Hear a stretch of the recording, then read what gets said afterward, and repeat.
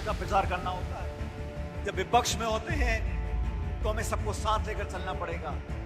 केंद्र सरकार की भाजपा की जो नीतियां हैं उसका खुलासा कर कर जनता के बीच में जाना पड़ेगा। मैं अध्यक्ष जी को बहुत बधाई देता हूं।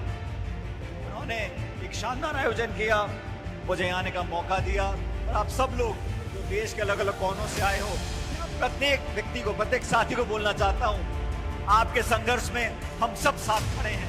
देश के किसी कोने में भी जब भी आप लोग हमको याद करोगे, आपके साथ लड़ाई लड़ने के लिए, संघर्ष करने के लिए हम मौजूद रहेंगे। एक कार्यकर्ता ने मुझे 2 पंक्ति लेकर भेजी जो मैं आप लोगों को सुनाना चाहती हूँ और मैं आपको समर्पित करती हूँ। ये मौका है, इस मौके को अपने हाथ में लेने की जरूरत है।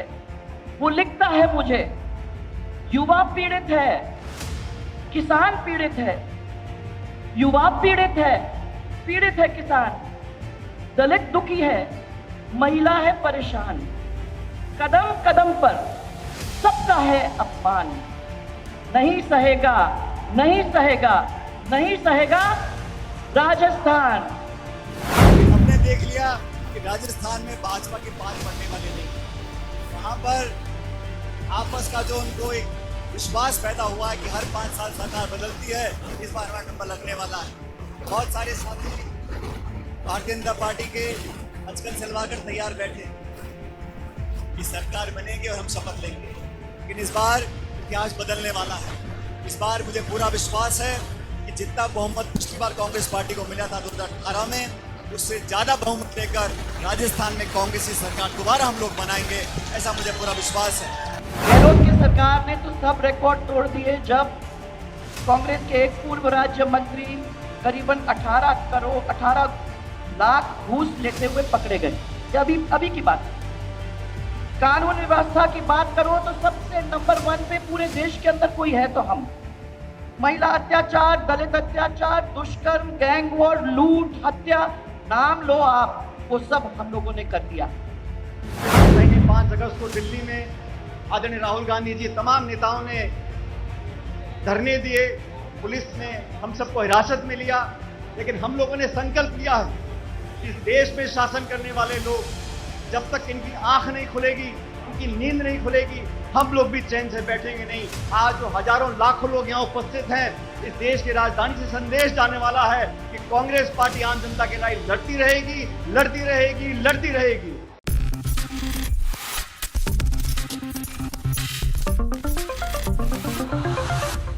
राजस्थान के विधानसभा चुनाव का असर अब पूरे ही प्रदेश भर में दिखाई देने लगा है। जहां एक तरफ बीजेपी पार्टी हाईकमान इस राज्य का दौरा कर रहे हैं, वहीं दूसरी ही तरफ देखा जाए तो कांग्रेस पार्टी बिल्कुल भी पीछे नहीं है। कांग्रेस ने कर्नाटक में प्रचंड जीत हासिल की और इस जीत के बाद राहुल गांधी ने साफ तौर पर कहा कि मध्य प्रदेश में 150 सीटों पर वह प्रचंड जीत हासिल करेंगे। लेकिन सवाल ये खड़े होते हैं कि राजस्थान में आखिरकार यहां पर सभी सीटों पर जीत हासिल कर पाएगी कांग्रेस या फिर नहीं। सवाल काफी अहम है, सवाल काफी बड़ा है, क्योंकि यहां पर सवाल उठ रहे हैं अब कांग्रेस नेता सचिन पायलट को लेकर। नमस्कार, मैं प्रांशु राठौर और आप देख रहे हैं नेक्स्ट 9 न्यूज। दरअसल आपको बता दें कि सचिन पायलट के लिए अब एक बेहद बड़ा रास्ता अपनाया जा सकता है इस साल के विधानसभा चुनाव के बाद, अगले 5 सालों के बाद जो विधानसभा चुनाव होंगे उनको लेकर, क्योंकि अब यहां पर रास्ता कहीं ना कहीं साफ नजर आ रहा है। ऐसे में देखा जाए सचिन पायलट को जिस तरह से CWC में शामिल किया गया है, CWC में सचिन पायलट को शामिल किया गया और इसके बाद सचिन पायलट अपने विधानसभा क्षेत्र टोंक में हुंकार भरते हुए नजर आए हैं। सबसे पहले आपको सुनाते हैं सचिन पायलट का वो वीडियो, दिखाते हैं कि किस तरीके से पायलट ने यहां पर बीजेपी को एक बड़ी चुनौती दे डाली है। देखिए जरा। बीच में विकास के काम हो, निर्माण के काम हो, शहर के, गांव के, स्कूल के, निकट के, अस्पताल के, सड़क के, बिजली के, चिकित्सा के, वो सब काम जितने कर सकते थे हमने किए। जो रह गए और भी करेंगे, भाई 2-3 महीने का समय है। लेकिन यहाँ पर आज हमारा जो कार्यकर्ता मौजूद है, मैं धन्यवाद देना चाहता हूँ कांग्रेस अध्यक्ष आदरणीय खड़गे साहब का, हमारे पूर्व अध्यक्ष राहुल गांधी जी का, हमारी नेता सोनिया गांधी जी का, जिन्होंने मुझे अखिल भारतीय कांग्रेस कमेटी में, जो हमारी कार्य समिति वर्किंग कमेटी, वहाँ का मुझे सदस्य नामोनित किया है। मैं आप सबकी तरफ से, अपनी तरफ से हमारे अखिल भारतीय कांग्रेस के जो अध्यक्ष हैं राहुल जी और खड़गे साहब और सोनिया जी, इनका बहुत बहुत धन्यवाद देना चाहता हूं। कांग्रेस पार्टी का सबसे बड़ा नीति निर्धारण का जो कमेटी है उसका सदस्य बनाकर उन्होंने प्रदेश का, जिले का, हम सबका मान सम्मान बढ़ाया है। और हमने भी कांग्रेस पार्टी के लिए राजस्थान और राजस्थान का के बाहर कोई प्रदेश हो, पार्टी के लिए प्रचार करने में, मेहनत करने में हम सब कार्यकर्ताओं ने कसर नहीं छोड़ी। साथियों, दोबारा वो समय आ गया। आज लगभग 9 साल से केंद्र में भाजपा की सरकार है और भाजपा की सरकार ने बहुत दावे किए और ये मैं देखता हूं प्रधानमंत्री का जो सबसे चुनिंदा डायलॉग है, डबल इंजन की सरकार, डबल इंजन की सरकार। अब वो डबल इंजन की सरकार, मुझे दायित्व दिया हिमाचल प्रदेश का, हम लोगों ने वहां जाके काम किया तो वहां पे डबल इंजन सरकार थी। एक इंजन तो सीज हो गया शिमला में।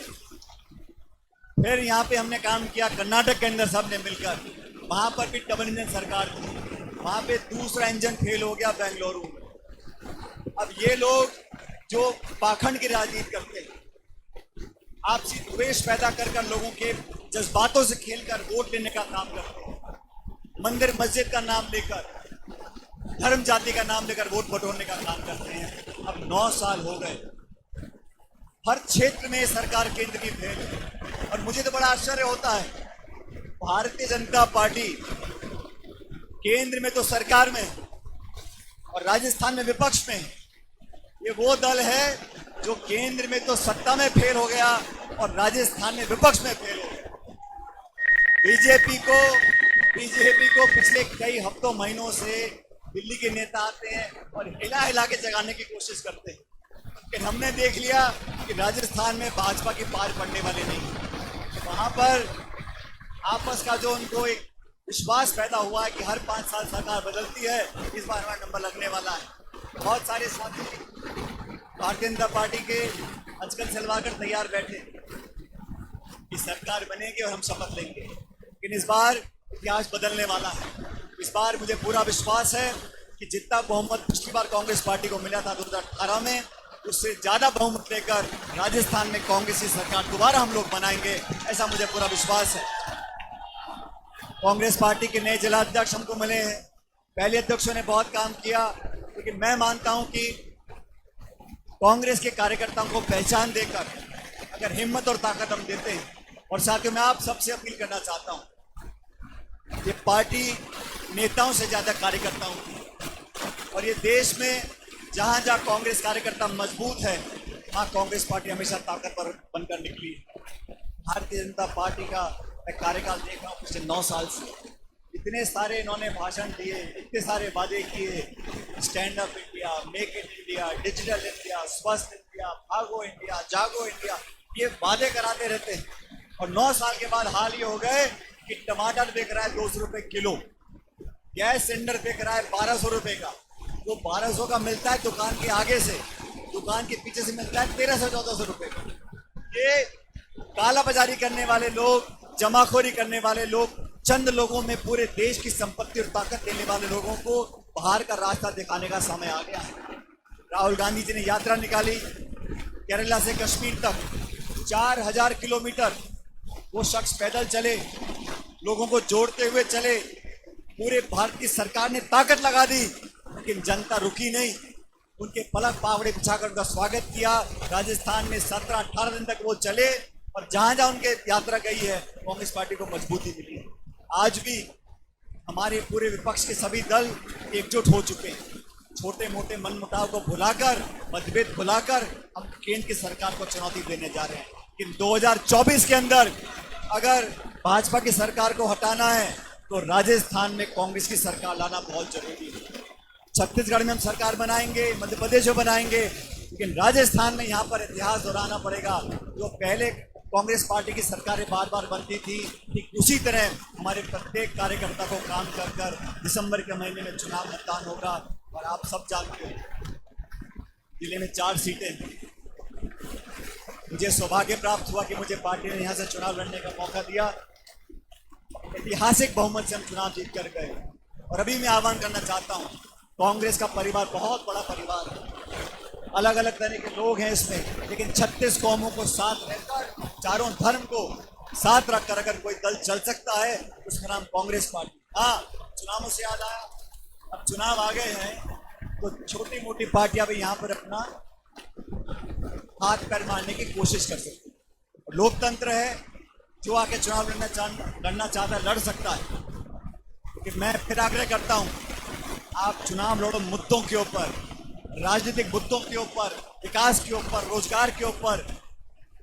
हम आपका स्वागत करेंगे। आपने सुना कि किस तरीके से सचिन पायलट को CWC में जगह दी गई और सचिन पायलट अब टॉक में अपनी बात रखते हुए देखे गए हैं।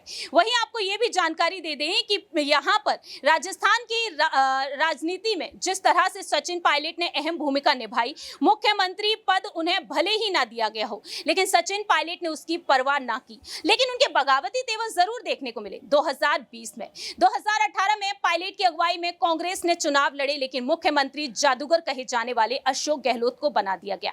इसके बाद देखा गया कि 2020 में पायलट के बगावती तेवर नजर आए, लेकिन यहां पर सवाल खड़े हो गए कि सचिन पायलट, जिन्होंने उप मुख्यमंत्री पद और प्रदेश अध्यक्ष पद से इस्तीफा दिया और बिना किसी पद के वह काम करते हुए नजर आए, लेकिन यहां पर देखा गया कि 25 सितंबर 2022 जो घटनाक्रम देखने को मिला, वहां पर अशोक गहलोत के 92 विधायक डॉक्टर CP जोशी को इस्तीफा देने पहुंच गए और देखा गया कि किस तरह से सचिन पायलट के खिलाफ ये सभी उतरते हुए नजर आए। हालांकि स्थिति अब साफ हो चुकी है। मल्लिकार्जुन खड़गे और राहुल गांधी सचिन पायलट के लिए लगातार अहम भूमिका निभाते हुए नजर आ रहे हैं। सचिन पायलट को दिशा निर्देश दे रहे हैं। सचिन पायलट को समझाया गया, जिसके बाद पायलट ने साफ कर दिया कि अशोक गहलोत के साथ वह मिलकर चुनाव लड़ेंगे। तो आइए आपको बताते हैं कि कांग्रेस की क्या कुछ रणनीतियां हैं 2024 के लोकसभा चुनाव को मद्देनजर रखते हुए। देखिए जरा। पिछले 7-8 साल से लगातार देश में जो लोग सरकार चला रहे हैं, उनको ना तो आम आदमी की को परवाह है, ना किसान की है, ना गरीब की है। लेकिन पिछले 2 सालों में जो अर्थव्यवस्था का बुरा हाल किया है, जो अमीर और गरीब की खाई को लगातार बढ़ाने का काम किया है, जो मध्यम वर्ग और गरीब की जेब पर प्रहार करने का काम किया है, जो महंगाई का प्रहार लोगों की जेब पर हुआ है, लोगों की कमर टूटी है, उसके विरोध में कांग्रेस पार्टी ने देशव्यापी आंदोलन किया। हर जिले में, हर ब्लॉक में, हर प्रदेश में हम लोगों ने जनता की आवाज को उठाया। पिछले महीने 5 अगस्त को दिल्ली में आदरणीय राहुल गांधी जी, तमाम नेताओं ने धरने दिए, पुलिस ने हम सबको हिरासत में लिया, लेकिन हम लोगों ने संकल्प लिया है कि इस देश में शासन करने वाले लोग, जब तक इनकी आंख नहीं खुलेगी, इनकी नींद नहीं खुलेगी, हम लोग भी चैन से बैठेंगे नहीं। आज जो हजारों लाखों लोग यहाँ उपस्थित हैं, इस देश की राजधानी से संदेश जाने वाला है कि कांग्रेस पार्टी आम जनता के लिए लड़ती रहेगी, लड़ती रहेगी, लड़ती रहेगी। आज जीएसटी का विरोध करने वाले लोग, जब भाजपा विपक्ष में थी तो जीएसटी का विरोध किया करती थी। आज उन्होंने लगातार जीएसटी लगाया है, खाने की सामग्री पर लगाया है, लोगों की जेब खाली हो गई। और ये ऐसी सरकार है केंद्र की जिन्होंने किसानों के खिलाफ कानून बनाए, उन किसान के कानून को वापस लेने के बाद आज तक एमएसपी गारंटी की बात नहीं कर रहे हैं। आज राशन, तेल, पानी, गैस सिलेंडर, डीजल, पेट्रोल सब इतना महंगा हो गया कि आम आदमी की वो पहुंच से बाहर चला गया। जो व्यक्ति इन 2 हाथों से मेहनत करता है, दिन भर काम करने के बाद जिसको अपने बच्चों को पालना है, उसके घर में जाकर देखने वाले लोग इस सरकार में नहीं बैठे हैं। किसान के आंसू देखने वाले लोग, गरीब की आवाज को सुनने वाले लोग इस सरकार में बैठे नहीं हैं। हम सबका दायित्व बनता है, कांग्रेस पार्टी के तमाम नेताओं, कार्यकर्ताओं का, कि हम देश में जहां पर भी हों, हम अपनी आवाज को बुलंद करें, इस केंद्र की सरकार को सबक सिखाएं। और आने वाला समय आप लोगों का है, हम लोगों का है, आम जनता का है। अभी 7 तारीख को राहुल गांधी जी भारत जोड़ो यात्रा निकल रही है। 3500 किलोमीटर चलेंगे, पूरे देश को जोड़ेंगे। और जो माहौल देश में बना हुआ है, गरीबी, बेरोजगारी, महंगाई, उसके खिलाफ आवाज बुलंद करेंगे।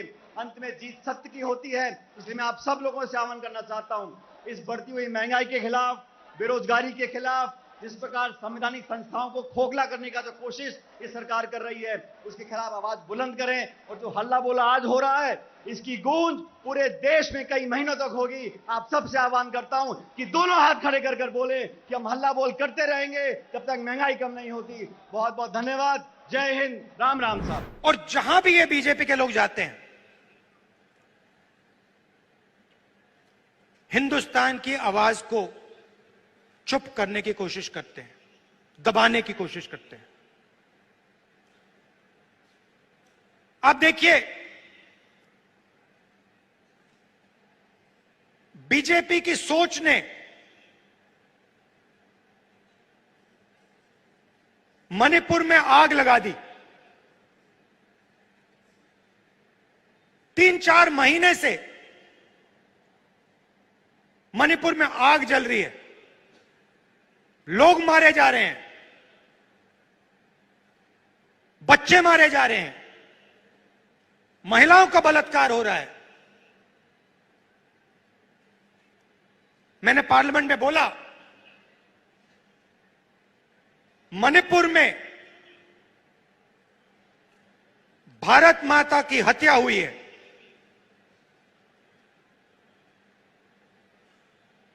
बीजेपी की विचारधारा ने मणिपुर में भारत माता की हत्या की है। और देखिए, 3-4 महीने से आग लगी है। अगर प्रधानमंत्री चाहे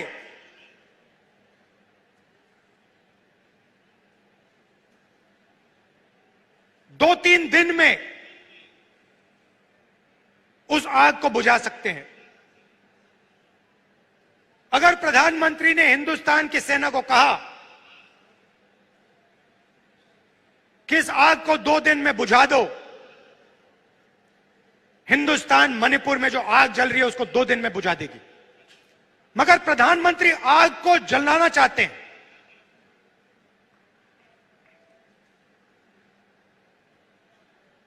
उन्होंने तो बांटा है मणिपुर को। और देखिए, 3 महीने हो गए, ऐसा लगता है कि मणिपुर हिंदुस्तान का भाग ही नहीं है, स्टेट ही नहीं है। प्रधानमंत्री ने एक शब्द नहीं बोला। मैं वहां गया, रिलीफ कैंप्स में गया, महिलाओं से बात की, बच्चों से बात की, गले लगा। विपक्ष के मेंबर ऑफ पार्लियामेंट गए, मगर प्रधानमंत्री नहीं गए। एक शब्द आज तक नहीं बोला। जहां भी ये जाते हैं, किसी ना किसी को लड़ा देते हैं। आदिवासियों को कहेंगे तुम्हारी जमीन नहीं है, नफरत फैलाएंगे, हिंसा फैलाएंगे, बाकी लोगों के बारे में गलत शब्द प्रयोग करेंगे। इससे देश को फायदा नहीं होता। राजस्थान में देखिए, हमारी सरकार ने क्या क्या किया।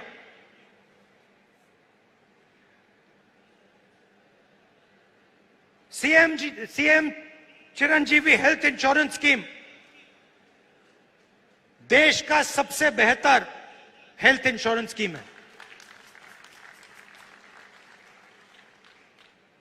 कालीबाई स्कूटी योजना, मुफ्त में महिलाओं को स्कूटर। मुख्यमंत्री कोचिंग योजना, फ्री एंट्रेंस एग्जाम में कोचिंग मुफ्त में। SC/ST डेवलपमेंट फंड को 500 करोड़ से 1000 करोड़ कर दिया। तो हम गरीबों की सरकार चलाते हैं, आदिवासियों की सरकार चलाते हैं। पेंशन स्कीम, पुरानी पेंशन स्कीम जो राजस्थान की सरकार ने दी, 90 लाख से ज्यादा लोगों को फायदा पहुंचा। गिग वर्कर्स वेलफेयर एक्ट, जो उबर ओला चलाते हैं, उनकी मदद के लिए। तो हम गरीबों की सरकार चलाते हैं और हम लोगों को जोड़ने का काम करते हैं। पूरे देश में वो नफरत फैला रहे हैं। इसलिए मैं कन्याकुमारी से कश्मीर चला, राजस्थान से भी मैं निकला था। भारत जोड़ो यात्रा हमने की, पूरे देश को जोड़ने का काम किया और एक नारा दिया था, नफरत के बाजार में हम मोहब्बत की दुकान खोलते हैं। और यही हमारा काम है। आदिवासियों भाइयों और बहनों, मैं आपको यह कहना चाहता हूं, मैं आपका सिपाही हूं, दिल्ली में रहता हूं, मगर जब भी आप चाहो। आपने देखा कि किस तरीके से सचिन पायलट के लिए यहाँ पर कांग्रेस की कुछ अहम रणनीतियां हैं जो वाकई में देश के प्रधानमंत्री नरेंद्र मोदी के लिए मुश्किलें बढ़ाती हुई नजर आ रही हैं। गृह मंत्री अमित शाह 2 सितंबर के दिन राजस्थान पहुंचेंगे और एक बड़ा ऐलान करेंगे परिवर्तन यात्रा को लेकर। परिवर्तन यात्राएं बीजेपी खेमे की तरफ से निकाली जा रही हैं, हरी झंडी दिखाई जाएगी अब यहाँ पर अमित शाह की तरफ से। वहीं आपको जानकारी दे दें कि इस परिवर्तन यात्रा की अगुवाई करेंगी पूर्व मुख्यमंत्री वसुंधरा राजे। ऐसे में देखा जाए तो वसुंधरा राजे को लेकर भी सियासी अटकलें तेज हैं। वसुंधरा राजे को सीएम पद की दावेदारी के लिए आगे किया जाएगा या फिर नहीं, ये बेहद बड़ा अहम सवाल उठ रहा है। तो एक रिपोर्ट के जरिए आपको समझाते हैं क्या वाकई में वसुंधरा राजे को यहां पर सीएम पद की दावेदारी के लिए आगे किया जाएगा या फिर नहीं। सुनिए जरा। राजस्थान के विधानसभा चुनाव को मद्देनजर रखते हुए गृह मंत्री अमित शाह ने कुछ अहम रणनीतियां बनाई हैं, जहां एक तरफ मध्य प्रदेश के विधानसभा चुनाव की कमान उन्होंने अपने हाथों में ले रखी है, वहीं दूसरी ही तरफ अमित शाह यहां पर भी जल्द एक बड़ा ऐलान करेंगे। पार्टी सूत्रों ने बताया है कि गृह मंत्री अमित शाह 2 सितंबर को सवाई माधोपुर के त्रिनेत्र गणेश मंदिर से पहली परिवर्तन यात्रा को हरी झंडी दिखाकर रवाना करेंगे। यात्रा की अगुवाई पूर्व मुख्यमंत्री वसुंधरा राजे करेंगी। इसी तरह प्रदेश अध्यक्ष सीपी जोशी के नेतृत्व में 3 सितंबर को बेड़ेश्वर धाम डूंगरपुर से निकलने वाली दूसरी यात्रा को राष्ट्रीय अध्यक्ष जेपी नड्डा हरी झंडी दिखाएंगे। इस तरह से राज्य में यात्राएं निकाली जाएंगी। वहीं यहाँ पर सवाल खड़े होते हैं कि वसुंधरा राजे को ये बड़ी जिम्मेदारी तो मिल चुकी है, आखिरकार पार्टी हाईकमान वसुंधरा राजे को सीएम पद की दावेदारी के लिए आगे करेगा या फिर नहीं। राजस्थान में 1998 के बाद से हर 5 साल बाद सत्ता बदलती रही है, लिहाजा चुनाव में ना तो रोमांच होता है और ना ही कुछ चौंकाने वाला। लेकिन इस बार चुनाव बेहद रोचक होते दिखाई दे रहे हैं। साल के अंत में विधानसभा चुनाव है, देखना होगा कि नतीजा रिवाज का साथ निभाता है या इतिहास बनेगा। लेकिन बीजेपी खेमे से वसुंधरा राजे और कांग्रेस में सचिन पायलट ने पूरे चुनाव को चर्चा में ला दिया है। स्थिति ऐसी बन चुकी है कि राजस्थान के बाहर के लोग भी यहाँ के चुनाव प्रचार पर ध्यान देने लगे हैं। आपको जानकारी दे दें कि मैदान में ना सिर्फ भारतीय जनता पार्टी कांग्रेस है, बल्कि इन दोनों ही पार्टियों के अलावा आम आदमी पार्टी, बहुजन समाज पार्टी और बाकी के अन्य दल भी हैं। राजस्थान में बीजेपी को बहुमत दिलाने वाली 2 बार की मुख्यमंत्री रह चुकी वसुंधरा राजे खुद को मुख्यमंत्री का चेहरा घोषित करने की मांग फिलहाल कर रही हैं। इस मांग पर वह अड़ी हुई हैं, ये अहम दावे किए जा रहे हैं। दरअसल वसुंधरा राजे का गुट चाहता है कि वसुंधरा राजे को ही आगे किया जाए। उधर आलाकमान आकलन करने में लगा है क्या वसुंधरा राजे के बिना चुनाव जीता जा सकता है या नहीं। पिछले विधानसभा चुनाव में बीजेपी के 73 विधायक चुनाव जीते, इनमें से लगभग आधे वसुंधरा राजे समर्थक माने जाते हैं। आलाकमान को डर सता रहा है कि अगर वसुंधरा राजे को हाशिए पर लाया गया तो वह घर बैठ जाएंगे और ऐसे में कहीं बीजेपी सत्ता की दौड़ में न बैठ जाए। बीजेपी आलाकमान का दूसरा बड़ा डर ये है कि त्रिशंकु विधानसभा की सूरत में वसुंधरा राजे के भतीजे ज्योतिरादित्य सिंधिया की तरह वसुंधरा गहलोत के हक में कहीं खेल ना कर दे। ऐसे में बीजेपी आलाकमान को ये 2 बड़े डर सता रहे हैं। दरअसल वसुंधरा राजे के गुट ने चेतावनी दी है कि अगर महारानी को मुख्यमंत्री का चेहरा घोषित नहीं किया गया तो वह अपने हिसाब से आगे का सियासी हिसाब किताब ध्यान में रखते हुए चुनाव प्रचार करेगी, यानी अपने समर्थक उम्मीदवारों के लिए प्रचार करेगी। माना जा रहा है कि वसुंधरा राजे चाहेंगी तो बीजेपी को 200 की विधानसभा सीटों में से 100 से 105 के बीच ही सीटें मिलें, ताकि अपने जीते समर्थक विधायकों के दम पर मुख्यमंत्री का दावा उस समय पुख्ता रूप से पेश किया जा सके। ऐसे में देखा जाए बीजेपी आलाकमान जो लगातार अहम दांव खेलते हुए नजर आया है, ऐसे में यहाँ पर बीजेपी आलाकमान थोड़ा सा सहमा हुआ है।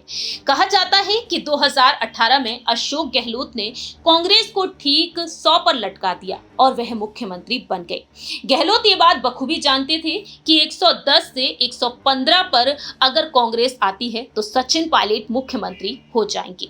ऐसे में देखा जाए तो यहाँ पर सचिन पायलट की मौजूदगी भी वसुंधरा राजे को एक बड़ी चुनौती दे रही है।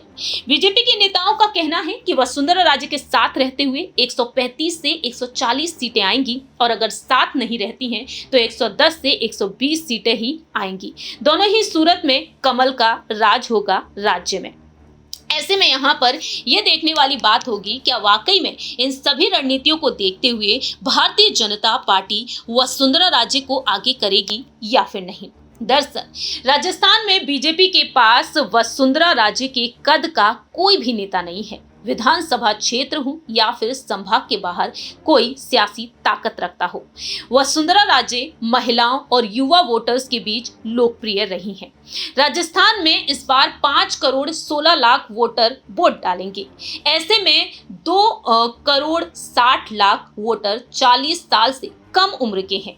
महिला वोट बैंक है लगभग 50% और कुछ सीटों पर तो पुरुषों के मुकाबले महिलाएं बड़ी संख्या में वोट देती रही हैं। जाट, राजपूत, गुर्जर आमतौर पर बीजेपी का वोट बैंक रही है। वसुंधरा राजे खुद को राजपूतों की बेटी, जाटों की बहू और गुर्जरों के समधन के रूप में पेश करती रही है। ये जादू अब सर चढ़कर बोलेगा कहना मुश्किल है।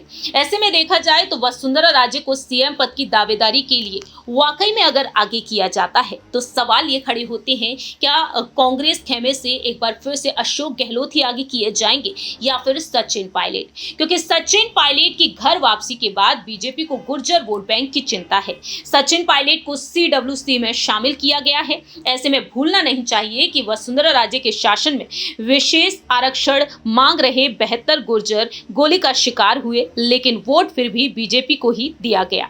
यहाँ पर देखा जाए तो वसुंधरा राजे को लेकर बड़ी खबर ये भी है कि बीजेपी आलाकमान ने अंतिम ऑफर वसुंधरा राजे के सामने रखा है। राज्य की 4 दिशाओं से चुनाव यात्रा निकाली जाएगी और इसमें से एक का नेतृत्व वसुंधरा राजे को करने के लिए कहा गया है, जैसा कि हमने आपको बताया ही। अब देखना दिलचस्प होगा क्या वसुंधरा राजे को यहाँ से अगर आगे किया जाता है तो वसुंधरा राजे क्या वाकई में जीत दिला पाएंगी या फिर नहीं। तो सवाल यहाँ पर रहेगा हमारे सहयोगी दौलत से कि आखिरकार वह क्या कुछ कहते हैं। राजस्थान से पूर्व उप मुख्यमंत्री सचिन पायलट को जिस तरह से CWC में कांग्रेस ने शामिल कर लिया है, सवाल यहाँ पर यही बनता है क्या 2024 में पायलट की बदौलत अब राहुल गांधी को, सोनिया गांधी को, मल्लिकार्जुन खड़गे को क्या वाकई में कोई बड़ा फायदा मिलेगा अपनी पार्टी को जिस तरह से वह मजबूत बनाते हुए दिखाई दे रहे हैं पायलट की बदौलत? पायलट की बदौलत अगर आप ऐसा पूछ रहे हैं कि राय, तो राय में तो मैं चाहूँगा कि CWC में उनको जगह मिली है, लेकिन उनके सहयोगी, उनके लोग जो उनके समर्थक थे, उनको मुख्यमंत्री के रूप में देख रहे थे। वो मुख्यमंत्री के रूप में पहले वो अपनी सेवाएं दे चुके हैं, लेकिन पार्टी और उनके ही लोगों के साथ उनका कुछ झगड़ा हुआ था, उसका उन्होंने छोड़ा। तो लेकिन लोगों की क्या मतलब मानसिकता है, लोग क्या सोच रहे हैं, पार्टी को वो देखना चाहिए। बीजेपी तो हिसाब से चल रही है, लेकिन कांग्रेस के अंदर ही जो फूट डली हुई है। लेकिन जो सपोर्ट जनता का है, युवाओं के मुद्दे यहाँ पे सचिन पायलट ने उठाए थे, तो युवा उनके साथ जुड़े, तो युवा तो उनको वोट देंगे, युवा तो उनको चाहेंगे कि ऐसा हमारा CM हो जो ऐसे फैसले ले। तो देखा जाए तो जो लड़ाई जो इन दोनों के बीच है, नेताओं के बीच, गहलोत और पायलट के बीच, उसको बस सुलझाने के लिए और एक लॉलीपॉप चाहे देखा जाए तो CWC का सचिन पायलट को दिया गया है। बल्कि वो आपने एक बात कही है कि लॉलीपॉप पकड़ा दिया गया है, लेकिन यहाँ पर यह भी कहा जा रहा है दौलत की एक मुख्यमंत्री पद के लिए एक रास्ता गुजर रहा है सचिन पायलट की। आपको वाकई में लगता है कि इन विधानसभा चुनाव के बाद अगले 5 सालों बाद फिर चुनाव आएंगे, उसमें पायलट मुख्यमंत्री बनते हुए देखे जाएंगे या फिर नहीं? अगर वो इतनी मेहनत के बाद उप मुख्यमंत्री बने हैं तो मुख्यमंत्री से एक पद नीचे तो मुख्यमंत्री होता है, तो ये 5 साल में तो वो मुख्यमंत्री बन सकते हैं। उन्होंने इतनी सारी रैलियां करी, ताकत तो वो दिखा चुके हैं कांग्रेस को कि उनके पास किस चीज़ की ताकत है, वो लोगों को जोड़ सकते हैं। लोगों का मन किस तरीके से उन्होंने बदल दिया, जहाँ गहलोत हो रहा था वहाँ पायलट हो रहा था। तो देखो, तो आप जनता का सपोर्ट जहाँ जाएगा वोट भी वहीं जाएंगे। अगर आप लोगों को कहेंगे वो रूट, अगर लोग रूट जाएंगे तो पार्टी कैसे वहाँ स्थापित रह पाएगी? वाकई में बहुत बहुत शुक्रिया दौलत इन सवालों का जवाब देने के लिए। अब देखना यही दिलचस्प होगा क्या वाकई में अब यहाँ पर सचिन पायलट जिस तरीके से अहम दावे कर रहे हैं, दूसरी ही तरफ कांग्रेस पार्टी भी, लेकिन देखने वाली बात यह होगी कि आखिरकार सीएम पद की दावेदारी के लिए सचिन पायलट इस बार नहीं तो आखिरकार अगले 5 सालों बाद सचिन पायलट को आगे किया जाएगा या फिर नहीं। आपने सुना कि किस तरीके से यहाँ पर वसुंधरा राज्य को लेकर भी सियासी अटकलें तेज है। तो ऐसे में देखा जाए ना सिर्फ राजस्थान, मध्य प्रदेश, बल्कि दूसरी ही तरफ देखा जाए तो 2024 के आगामी लोकसभा चुनाव को मद्देनजर रखते हुए सचिन पायलट को कुछ अहम जिम्मेदारियां सौंपी जा सकती है। दावे किए जा रहे हैं कि पायलट को किसी अन्य राज्य का प्रभारी बनाया जा सकता है। दरअसल मध्य प्रदेश, राजस्थान, छत्तीसगढ़ और तेलंगाना में विधानसभा चुनाव होने जा रहे हैं और इन विधानसभा चुनाव को मद्देनजर रखते हुए सचिन पायलट को इनमें से किसी एक राज्य का प्रभारी भी नियुक्त किया जा सकता है या फिर कहा जाए यहाँ पर पार्टी सूत्रों के मुताबिक सामने आया है कि उन्हें राष्ट्रीय महासचिव भी बनाया जा सकता है। अब देखते हैं कि सचिन पायलट जिस तरीके से चुनौती बनते हुए नजर आ रहे हैं तो आखिरकार यहाँ पर बीजेपी पार्टी हाईकमान की क्या कुछ रणनीतियां होंगी। पीएम मोदी, गृह मंत्री अमित शाह और राष्ट्रीय अध्यक्ष जेपी नड्डा सचिन पायलट के लिए जिस तरह से यहाँ पर फैसले सुनाए गए हैं उन्हें देखते हुए क्या वाकई में यहाँ पर बीजेपी एक बड़ी चुनौती देने में सफल हो पाएगी, क्योंकि राजस्थान में देखने को मिला है कि 1998 से लगातार यहाँ पर रिवाज ही रंग लाया है, एक बार कांग्रेस एक बार बीजेपी। क्या वाकई में यहाँ पर अब रिवाज एक बार फिर से रंग लाएगा या फिर सचिन पायलट का जो ड्रीम प्रोजेक्ट है राजस्थान, यहाँ पर जो उनका ड्रीम कहा जाता है कि सत्ता में एक बार फिर से कांग्रेस रिपीट होनी चाहिए, सचिन पायलट सत्ता में कांग्रेस को रिपीट कर पाएंगे। भारत जोड़ो यात्रा जिस तरीके से निकाली गई राहुल गांधी की और ऐसे में यहाँ पर सचिन पायलट ने पूरे ही मैनेजमेंट को संभाला, वहीं अन्य राज्यों में वह इस यात्रा का आनंद लेते हुए नजर आए, राहुल गांधी के साथ कदम ताल मिलाते हुए देखे गए। तो ऐसे में भारत जोड़ो 2.0 की शुरुआत भी जल्द ही होने जा रही है। जाहिर है कि सचिन पायलट इसमें भी दिखाई देंगे। ऐसे में सचिन पायलट लोकसभा चुनाव को मद्देनजर रखते हुए CWC में भी शामिल किए गए हैं। देखना दिलचस्प होगा कि 2024 में सचिन पायलट किस तरह से चुनौती देंगे बीजेपी को।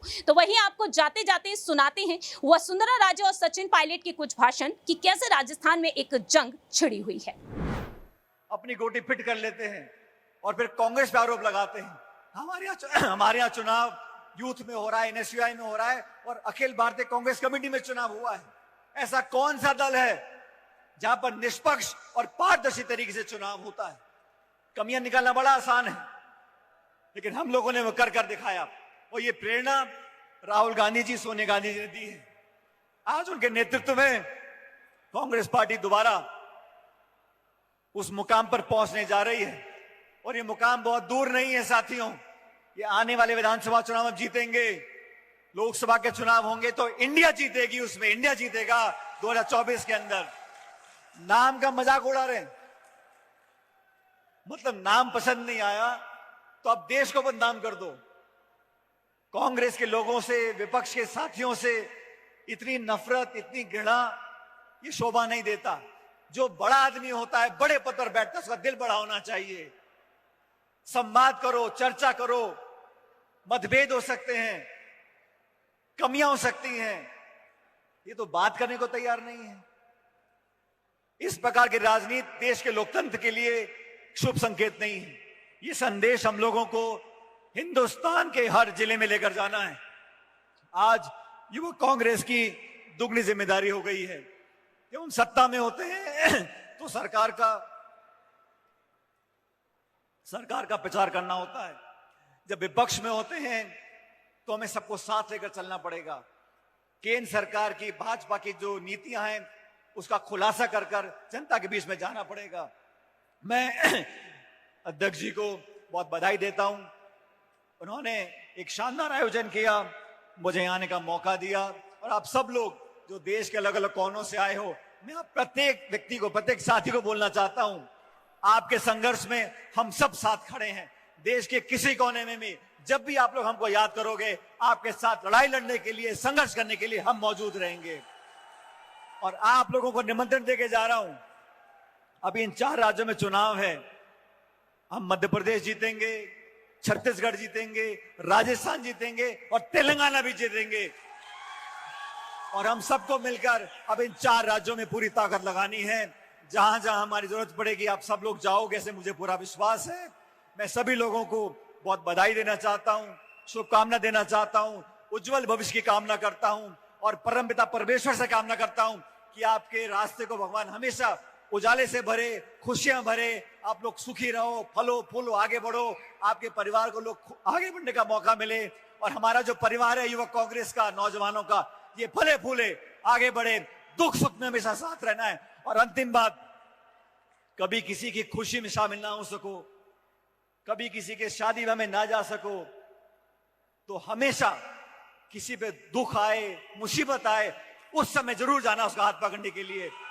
और आप सब लोगों का मैं बहुत बहुत धन्यवाद देता हूं, आपने इत्मीनान से मेरी बात को सुना, मुझे यहां पर अपनी बात रखने का मौका मिला, मैं आपका बहुत आभारी हूं।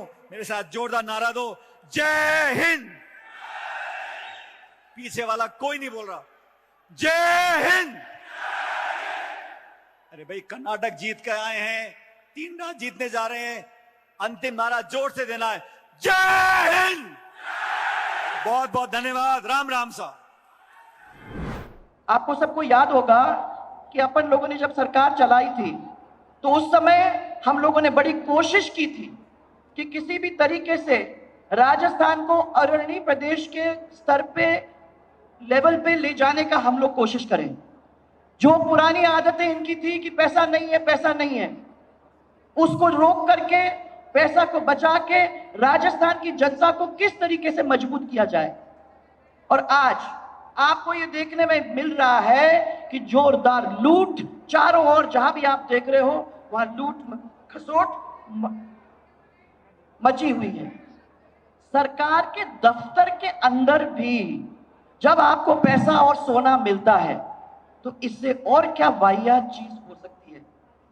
कुछ दिन पहले गहलोत की सरकार ने तो सब रिकॉर्ड तोड़ दिए जब कांग्रेस के एक पूर्व राज्य मंत्री करीबन 18 लाख घूस लेते हुए पकड़े गए।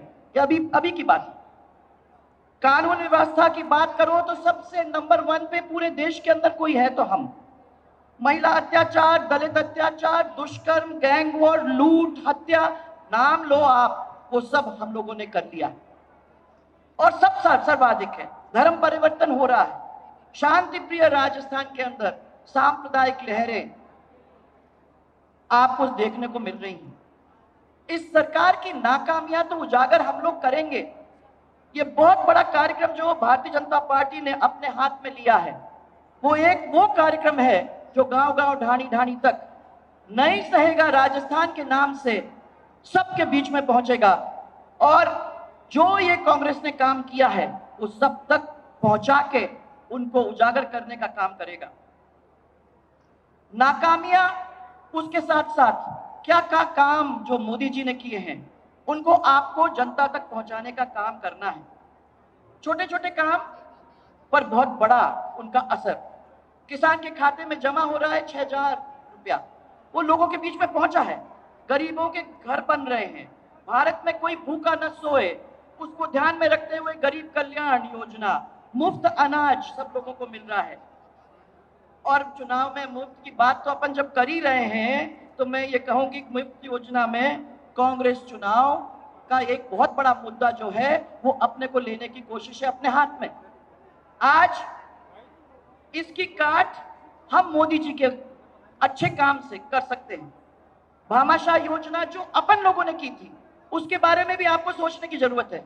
उनकी चिरंजीव योजना उसको बंद, अपनी भामाशाह योजना उसको बंद करके चिरंजीव योजना उनने चालू की।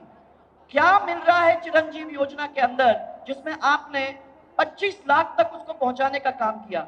अरे एक गरीब जिसने दवाई के लिए अस्पताल में भर्ती होने का काम किया तो उसके ऊपर करीबन 12,000 रुपया से ज्यादा किसी को नहीं मिला है, किसी के ऊपर भी खर्च नहीं हुआ है।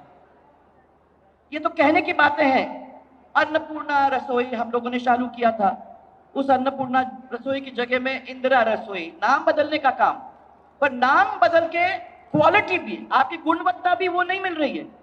कहां कहां आप लोगों ने किचन खोल के रख दिए हैं और जो वहां खाना मिलता है वो यहाँ हमारे कार्यकर्ताओं से आप लोग पूछ सकते हो कि वो खाना जिस तरीके से भारतीय जनता पार्टी के टाइम में मिला करता था उसमें जमीन और आसमान का फर्क है। बिजली की दरों में कहां से कहां आसमान छूने वाले दर हो गए और फ्यूल सरचार्ज 6 गुना बढ़ चुका है। 100 यूनिट बिजली वो कहते हैं फ्री मिला है, पर यह सब होने के बाद फ्री बिजली का मतलब क्या? जब बिजली मिलती नहीं है गांव के अंदर तो फ्री बिजली का मतलब क्या है? जिधर देखो उधर अराजकता का माहौल है, हर वर्ग सड़क पर आ रहा है, कोई सुनने वाला है नहीं। कल कांग्रेस के एक बहुत ही वरिष्ठ विधायक ने बताया और एक बयान दिया जिसमें वो कह रहे हैं कि मेरी बात तो सुनी नहीं जाती तो मैं विधानसभा में जाऊं क्यों? ये तो उन्हीं के लोगों की बातें हैं। जिस सरकार में विधायक ही ये बात करता है उसकी सुनवाई नहीं हो रही है तो जनरल जनता की क्या हो रही होगी? आप एक मिनट के लिए सोच लीजिए। पेपर लीक भाइयों, मेरे को तो रोना आता है जब मैं ये सोचती हूँ कि 19 पेपर्स लीक हुए हैं, 40 लाख से ज्यादा हमारे लोगों ने, छात्र जो हैं वो लोग प्रभावित हुए हैं। उनकी जिंदगी कैसे कैसे बर्बाद हुई है वो आप लोग सबको आप सबके सामने है। तो पिछले 4 साल में ही इतना सब काम हुआ है, हमारे बच्चे जाएंगे तो जाएंगे कहाँ? सरकार से आहत प्रदेश है। अब ये समय है जब आप उनके बीच में पहुंचे, उनका हाथ पकड़ें, उनके आंसू पहुंचे और उनको अपनी बात को कहने का ये मौका लें। एक कार्यकर्ता ने मुझे 2 पंक्ति लिखकर भेजी थी जो मैं आप लोगों को सुनाना चाहती हूँ और मैं आपको समर्पित करती हूँ। ये मौका है, इस मौके को अपने हाथ में लेने की जरूरत है। वो लिखता है मुझे, युवा पीड़ित है, किसान पीड़ित है, युवा पीड़ित है किसान, दलित दुखी है, महिला है परेशान, कदम कदम पर सबका है अपमान, नहीं सहेगा, नहीं सहेगा, नहीं सहेगा राजस्थान, नहीं सहेगा, जोर से बोलो भाई तब मालूम पड़ेगी, नहीं सहेगा, नहीं सहेगा, नहीं सहेगा। आप सबको एक जोरदार नारा इनके सामने अपन करेंगे, एक आवाज ऐसी निकलनी चाहिए कि गूंजे, जय जय राजस्थान, जय जय राजस्थान।